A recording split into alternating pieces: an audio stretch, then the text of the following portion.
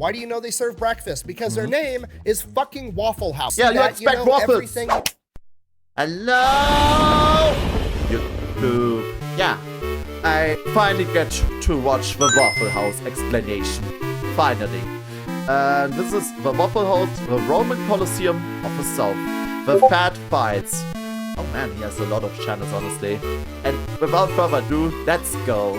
Okay, I'm just going to be honest with you. I actually debated on which channel I was going to upload this video on because on one hand, we're going over a business and the business model that it has. But on the other hand, this restaurant is basically the Roman Colosseum of the South. And I'm pretty sure if you eat there enough, you actually get a deployment patch from the U.S. military. Regardless, I wore my schnazziest tank top for the occasion. Interesting.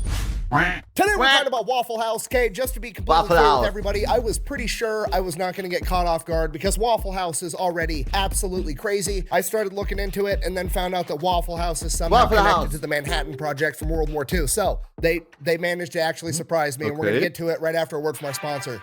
Oh, sponsor! Yeah, babe, what's up? Hey, I need a boombox. Okay, a boombox. Get you one. Boom, boom. All right, I'll go get it. Yeah, he also has a video about Wait, really? Where's that boombox that I asked for? Oh, it's right here. I got it for you. Oh. What is this? A boombox. Boombox. No, I wanted something to play music with. Yee. Oh, that kind of boombox. Yeah, I got this instead. Okay, we'll go to the store and get me a boombox so I can listen to music. Oh my gosh. Can I keep this one still? I don't care.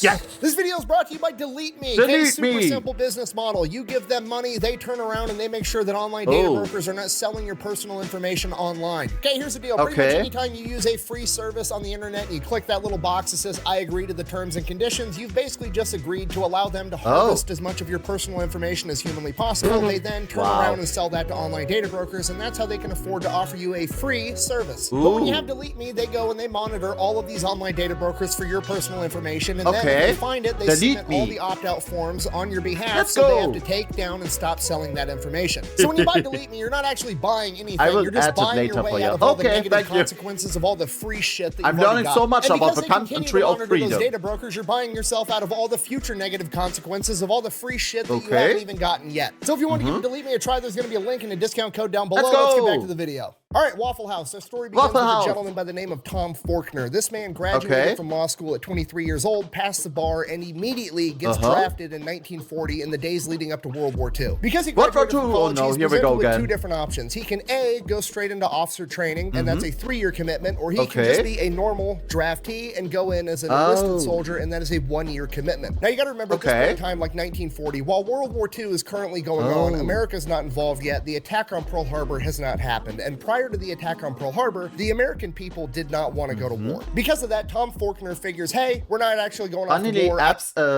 war. Funny enough, apps like this don't work for me. Oh, okay. I don't want to waste 3 years of my time just being in the military, not actually, you know, fighting a war or whatever. So he chooses to be a draftee. Goes into the military as an enlisted soldier, E1 private. From there, goes off to basic training. As soon as he gets through basic training, the attack on Pearl Harbor ends up happening. America enters the war. He immediately opts to go into OCS training and commits for 3 years. After he completes the officer training course, he actually gets slotted to be a counterintelligence officer where he does, and I quote, a lot of top secret stuff.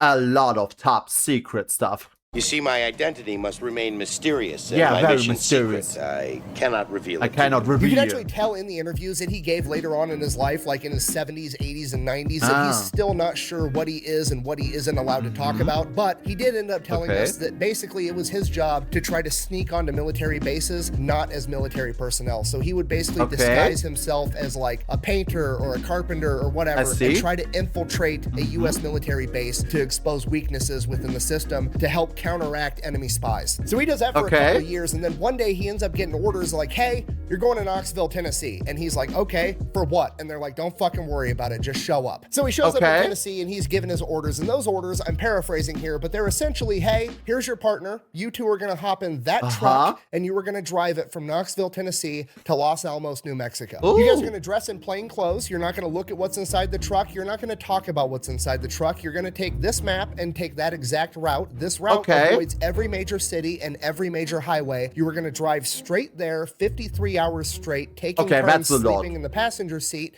and not stopping for any reason whatsoever. And he does this for the next year and a half, pretty much non-stop. And then like 20, 30 years after the fact, he finds out that he was actually hauling the majority of the enriched uranium for all of the nuclear testing and the building of nuclear weapons.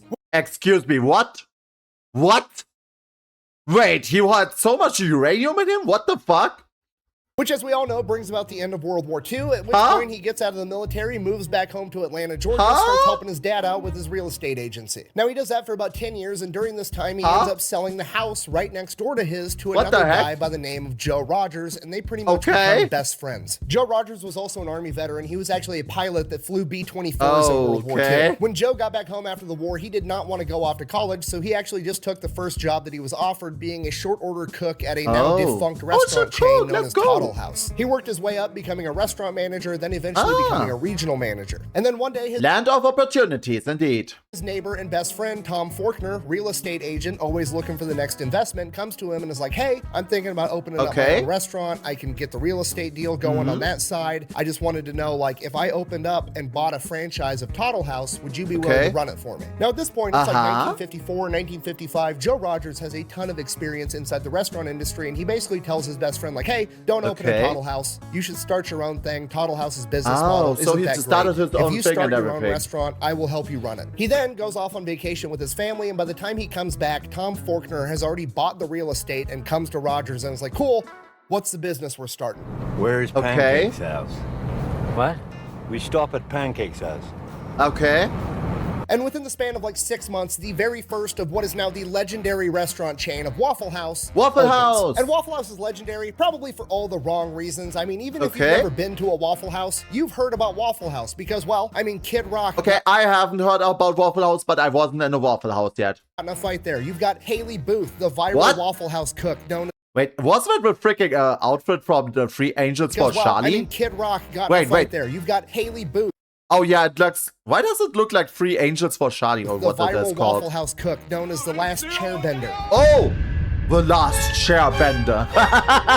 There's entire subreddits and YouTube channels almost exclusively dedicated to all the fights that break out at Waffle Holy House. shit! I remember the first time I went to a Waffle House, I stretched first, I grabbed a GoPro, I was ready to yell World Star, Nothing exciting happened. I just had delicious breakfast at like 3 o'clock in the morning, which is probably 99% of people's experiences because despite all of the negative PR, Waffle House makes a ton of money and has an incredible business model. Waffle House had about $1.4 billion in revenue last year, which is about $650,000 per location. And when you take into consideration that each Waffle House is absolutely tiny, that's really impressive. Out of their 2,100 tiny Waffle House locations, their yearly stats are 58 million cups of coffee, 124 million waffles. That's a lot of broken eggs there. Like, look at all of these eggs here. So many eggs. What are we doing to the eggs? No. 153 million servings of hash browns, 272 million eggs, which is about 2% of all the eggs consumed in the United States of America. What? And 85, Wait, how many? 2% of all the... How many eggs of all the ones that are consumed in America? What? Servings of hash browns, 272 million eggs, which is about 2% of all the eggs consumed in the United States of America, and 85 million strips of bacon. Yes, I did the math. That is about 8,000 miles worth of bacon. What you just heard was, give me a lot of bacon and eggs. What I said was, give me all the bacon and eggs you have. So Waffle House is obviously doing something right. What exactly are they doing? Well, it all comes down to their business model and their branding. Now, with the Waffle House branding, all the negative PR about fights always breaking out at Waffle House, in a way, has actually helped them out a ton because Waffle House, by and large, is pretty much a regional chain. It's primarily down in the South. Yet, Waffle House has become a household name pretty much everywhere in America. You could have never even seen a Waffle House, and you already know Waffle. True, I have heard a lot of things about American bacon and that you guys love it so much. I myself am not much of a bacon enjoyer, honestly. We don't eat bacon. I mean, over here in Germany, when we have breakfast, we just have bread, marmalade, and Nutella. Yeah, we don't eat a lot of bacon, but we do like to make some scrambled egg or so. I don't... I mean, we did try out those pancakes that they make. Like as I said, we had sometimes a little bit of American week, and we tried to make pancakes with some pancakes in a box. House is open 365 days a year, 24 hours a day, and they serve breakfast. Why do you know they serve breakfast? Because their name is fucking Waffle House. Waffle I mean, look House. at this sign. You're driving down the road, you see Yeah, that, you expect know waffles. everything you need to know. They sell I want breakfast. waffles. The end. Do that with another breakfast place. If you're That not is from sad there, and heretical. Breakfast, you must eat the bacon.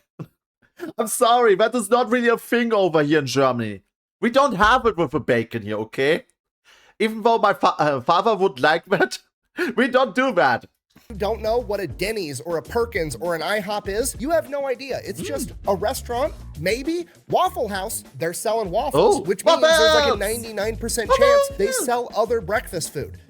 Fucking sold. I'm in. So already, the branding is absolutely incredible, but here's the true genius of it. Why did they call it Waffle House? Why didn't they call it Breakfast House or Bacon House or Hash Brown House? It's because waffles had the highest profit margin. I cannot stress to you enough how absolutely genius that is, right? Because you don't need to sell breakfast, right? Everybody's already in on breakfast, okay? I could be blackout drunk at 4 in the morning, and you could ask me, hey, do you want breakfast? I'm coming up like the Undertaker every single time. And then you go, the only thing open right now is Waffle House. Okay, I was already sold on breakfast from the get-go, but because Waffle House is where we're going, guess what I'm getting? A motherfucking waffle, and they're making more money. It makes sense that Tom Faulkner was a counterintelligence officer because the man literally said 2 words and his... Why are you calling us heresy? It's just that we don't eat bacon in the morning, okay? It's not heresy, it's just a different style, okay? We don't have the same kind of thing here with breakfast that you have over there in America, okay?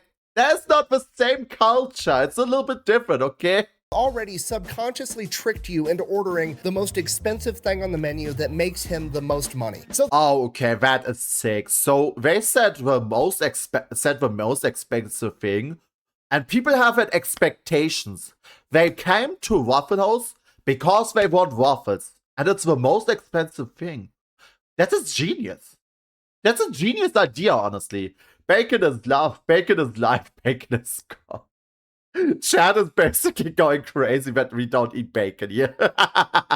The branding of Waffle House is both simple and brilliant, and the rest of the business model matches that to a T. Okay, all Waffle Houses are like virtually identical. They're very small. They only seat like 30 people, and you can actually see the cook making you your food. Now, at a glance, you're just like, oh, they're just going for that like 1950s drive-through type of a vibe, which they are, but there's way more to it than that. Because the restaurant is so small, the kitchen never has the opportunity to get bogged down, meaning that they're moving tables very, very quickly. So instead of having one kitchen and 100 customers, you've got 1 kitchen and 30 customers, and you can just turn those tables over 3 times faster, which pretty much guarantees that every customer... You must consume the bacon. Gonna get exactly we what don't they have want. bacon. They're not going in there for 5-star actually, dining. They're going in there because they're hungry and they want breakfast. And now they're gonna get breakfast really quick in a small setting that doesn't feel like a packed restaurant where they have to wait in line to be seated. And I know what you're thinking. What if one Waffle House just reaches its maximum capacity, right? What if it's just completely full with a line out the door 24/7 every day of the year? Waffle House surely would build a bigger Waffle House, right? Yeah, why not? We're gonna take the same parking lot and right next to that first Waffle House, we're gonna build a second fucking Waffle House, okay? Wait, their solution to too much going on in Waffle House is make another Waffle House. That's okay, so we're not making bigger, we're just making another one. That's a really goated solution, honestly. That's a really goated solution. I mean, there was this one time when the Aldi in our town was basically expanding, okay? They made the parking lot bigger, they made the building bigger and everything, and you couldn't buy anything for a long-ass time, for a year or so. And they probably didn't make any money then. And then as soon as they reopened, not so many people came. But with a solution like this, you still keep one Waffle House open. Get some money back in while people buy stuff there. And then as soon as you have the other one finished, the rest of the people that want also to go to Waffle House and the first one is actually full, You can go there.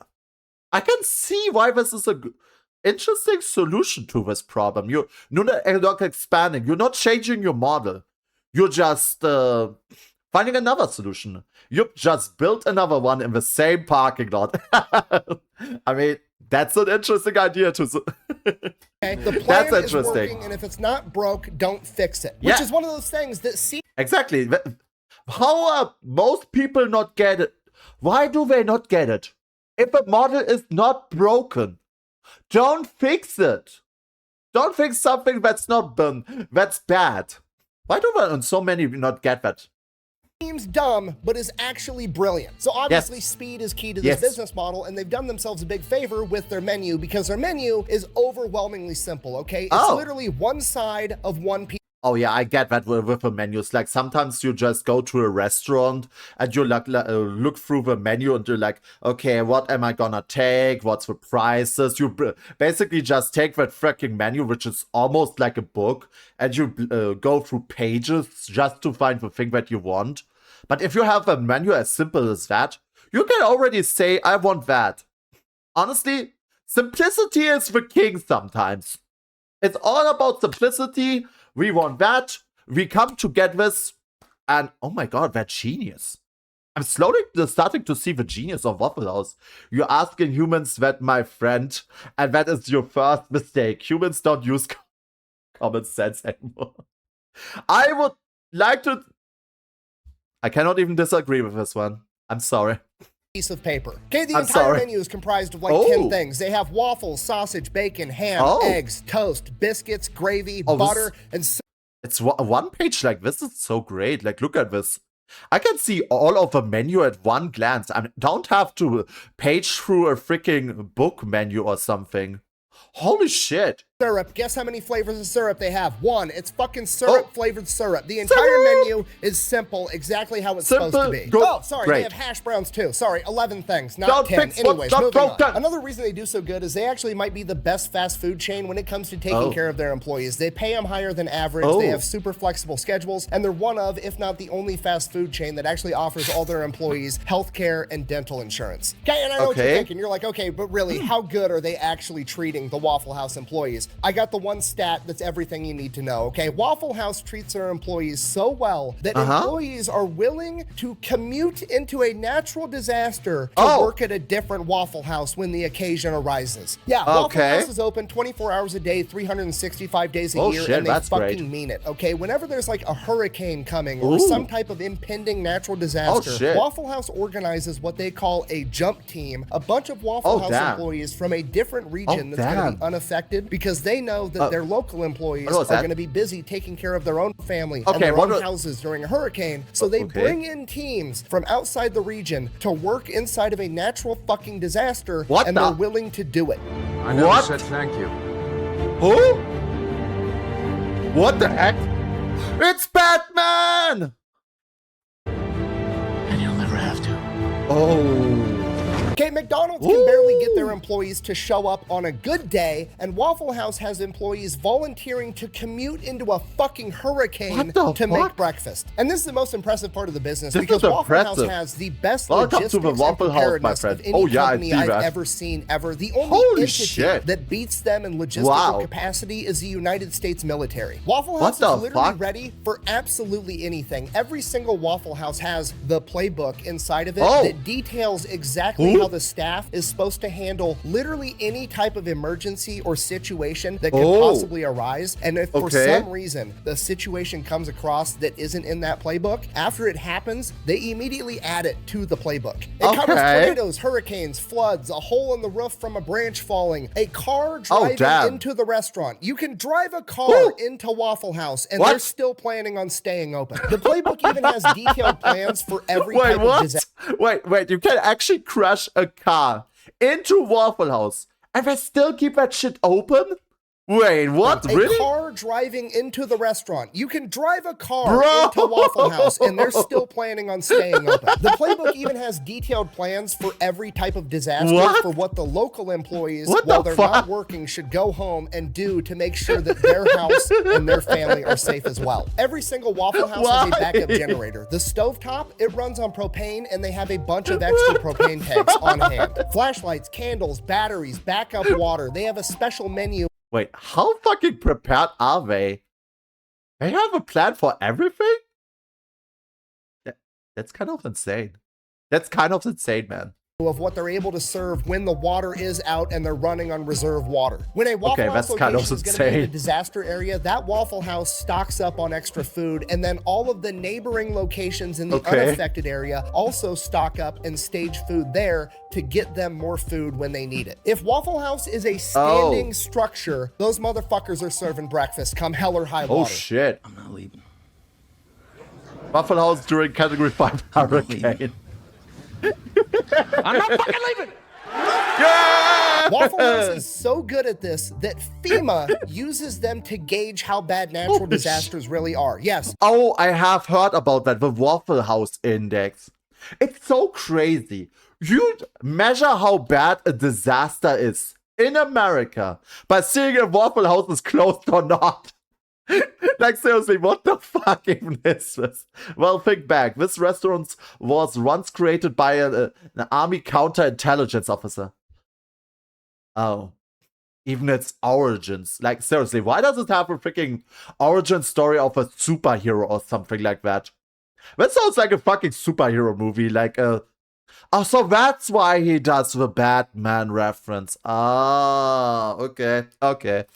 FEMA, the Federal Emergency Management Agency, literally uses the Waffle House Index to gauge how bad a disaster is. Okay, green, Waffle House is running as normal. Yellow, Waffle House is using the backup generator or having to use an altered menu. Red, Waffle House is closed. People are probably already fucking dead by then. Waffle House is literally the Terminator of the fast food industry. Holy the fact that the federal government, probably the most powerful entity on the planet, maybe ever, looks at a change.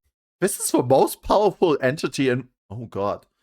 I fear they could even survive a kaiju attack and wouldn't be phased. Of restaurants and is like, man, if Waffle House is closed, we need to mobilize the National Guard is fucking crazy. Now, maybe you guys are thinking the same thing I was at this point in my research, and I'm like, man, I need to invest in this company. I need to see if I can open up my own Waffle House franchise. This company's awesome. And this is where the bad news comes in. I mean, technically you can franchise a Waffle House, but most of us probably can't. The company is privately owned. It's not on the stock market. It's still owned by the families of the original two founders. And while they do allow franchises, they are super picky about who they let buy in to have a franchise, and they make it very, very expensive to buy in to make sure this is actually what you want. And while that is unfortunate, I think it's actually kind of awesome. It's a company that actually has morals and cares about their image more than they care about next quarter's profits, okay? It's a company that has committed themselves to making breakfast under any circumstances, and they're gonna see that through till the very end, even though they could probably make way more money by just selling franchises and letting whoever the fuck throw up a Waffle House. And now for the fairy tale ending, Joe and Tom worked together as best friends for 62 years to build Waffle House into what it is today. They both passed away at the ages of 97 and 98, and now Waffle House and their legacy lives on as that company is still being operated by their kids, and that is the American dream. Get together with one of your best friends, pick a goal, even if it's something as simple as serving breakfast to people, and never let anything get in between you and achieving your goal, even hurricanes and floods and natural disasters, apparently. Work with your best buddy for 62 years straight, and then die together and hand it off to your kids. In conclusion, Waffle House is the most American company ever, and that's why I love it. Thank you for watching. Best way to support the show is go buy some merch. He has even a shirt on. That's cool. Quack bang out. Brute force! Holy Just two homies that dedicated their life to serving my drunk ass breakfast at 3 a.m. I'm gonna get teary-eyed next time I go to a Waffle House. Waffle House! Holy shit, what did I watch? Did I really watch the lore of a freaking restaurant? Or a superhero movie origin story? Like, seriously, that was crazy. Thank you so much for that one. That was amazing. I love that so much. Holy fuck. I mean, there's always something great about finding out about lore and everything. And this one was special. This one was very, very special. Nice. Thank you very much. Thanks for watching. Okay.